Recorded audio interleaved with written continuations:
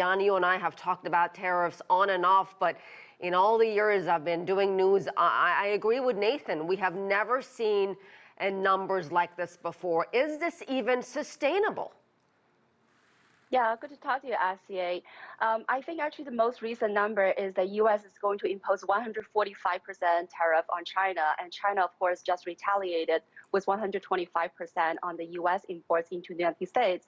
And I think you're absolutely right. I think this tension just keep climbing up, and it doesn't seem to me at this point that either side is going to back down. Donald Trump believes that he has all the cards, but of course, China sees this as a unilateral, bullying, and they are not going to back down. And they believe the economy will take a hit, but they will have ways to weather through it. So I think you're right. This is very unprecedented that we're talking about the two largest economies are now really in this escalating trade tensions and would have great implications for both economies and also the global economies going forward. And so whether or not it's sustainable, I think it remains to be seen. But it's clear that I think in the short term, both countries will suffer the pain, so will the global economy.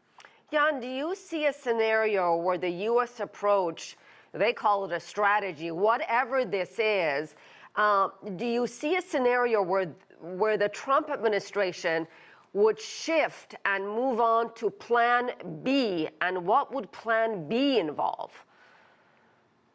Well, I think at this point, Trump is pretty clear about what he wants to do with the tariff.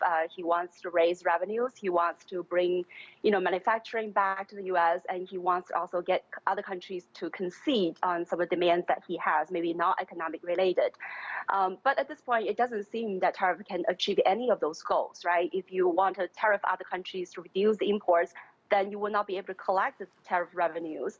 And it doesn't seem the tariff will help to revitalize the industrial sector in the U.S. Just because if the market is protected, there's no reason for producers to expand production and bring more jobs. And not to mention, I think the U.S. is really lacking the infrastructure, the skilled workers, and the cost-effective energies and all that to really revitalize the manufacturing sector. And there's also the question, about whether or not that's really what the U.S. wants to do. So to your question, if tariff does not work for all of this, is there going to be a Plan B? Now, again, I don't see in the past that Donald Trump has, really reversed course and find alternatives, and all he does usually is to double down. Not to mention, he thinks tariff is an effective tool, and that has been, decades, pretty consistently. So I'm not seeing a Plan B on the horizon at this point. And for China's perspective, from their side, what would have to happen? I don't want to use the word breakthrough, but at least to pave the way for cooler heads to prevail and for the two sides at least to begin talking to one another about this. Right. Well, I think for China, they wanted to do, according to the People's Daily, right? I think that really voiced the parties and the policymakers' sort of plan, is that they wanted to really try to compete from a position of strength. In other words, they will try to strengthen their domestic economy. They will try to diversify their trade partners. They're going to do whatever they can to weather through the economy, so then they don't show the weakness, because they know if they do show the weakness, then Donald Trump is going to, take a step further. So I think in a way they are in some sense playing a cooler sort of head approach right now. They do the tit for tat just because they know if they show the weakness, that again Donald Trump is going to take a step further and more aggressive in his demands. But at the same time, they have been talking about they opened the window for negotiations. But again, both are two strong men, and they don't want to, cave in or show weakness first. And so I think now it's really the economy is going to suffer, and see, which leader is going to feel more pressure from both the economy and also the domestic constituents and also the international partners. Well, you really have a meaningful back down. Yeah, Jan, you bring up a good point. Which side is likely to feel the pain of these tariffs more, China or the United States? Well, I think that's a great question. We all know that tariff pretty much produce a lose-lose scenario, so neither country wins from this.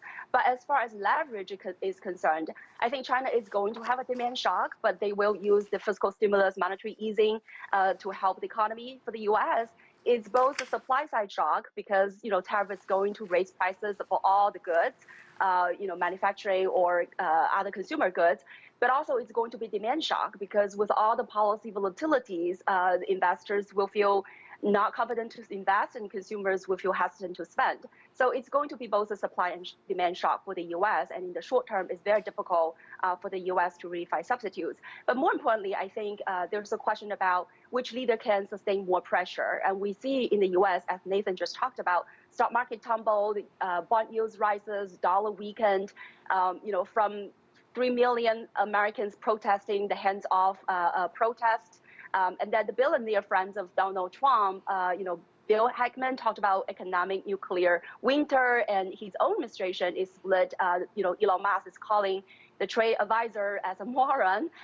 So we just see that a lot of pressures mounting in the United States. Yeah, there's a lot of drama behind the scenes, that is for sure. Absolutely. Liang, thank you as always.